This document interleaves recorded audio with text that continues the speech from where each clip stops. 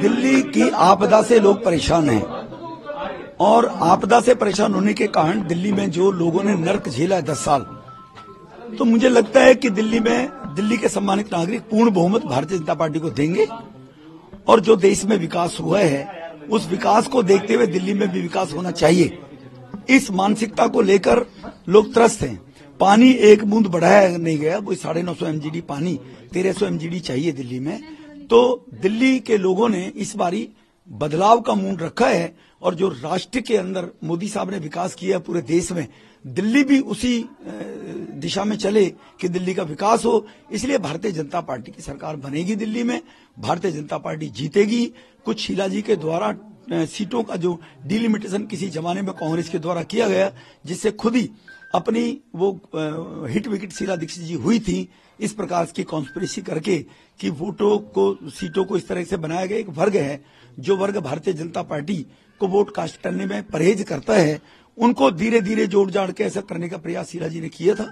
उस डेमोग्राफी के कारण केजरीवाल 2 बार चुनाव इसलिए जीत गए कि मुफ्त की रेवड़ी बांटनी और झूठे वायदे करने। अब 10 साल में केजरीवाल जी एक्सपोज हो गए कि वो केवल झूठे वायदे करते हैं, कर कुछ सकते नहीं है। देखो, ये कालका जी की जनता का डेवलपमेंट को लेकर अगर उनको चाहिए डेवलपमेंट होगा तो स्वाभाविक है आतिशी की वो विदाई करेंगे। वो मैं कोई किसी को लीड देने वाला नहीं हूं, ये कोई रेसलिंग नहीं है, ये कोई कंपटीशन टेस्ट दे के हम आगे नहीं बढ़ रहे हैं, ये जनता के आशीर्वाद का है। कालका जी की जनता आशीर्वाद अगर देगी तो स्वाभाविक है आतिशी को लौटना पड़ेगा, क्योंकि आतिशी ने पिछले 5 साल में क्षेत्र में केजरीवाल जी ने दिल्ली में कुछ कराया नहीं है। और अगर इन परिस्थितियों में भी केजरीवाल को लोग अगर वोट देते हैं तो वो वर्ग जो देश में विकास, देश की तरक्की चाहता है, तो वो लोग वास्तव में इस बात को लेकर व्यथित होगा। लेकिन मेरा 100% मानना है कि इस बारी आपदा जा रही है और भाजपा आ रही है दिल्ली के विकास को लेकर।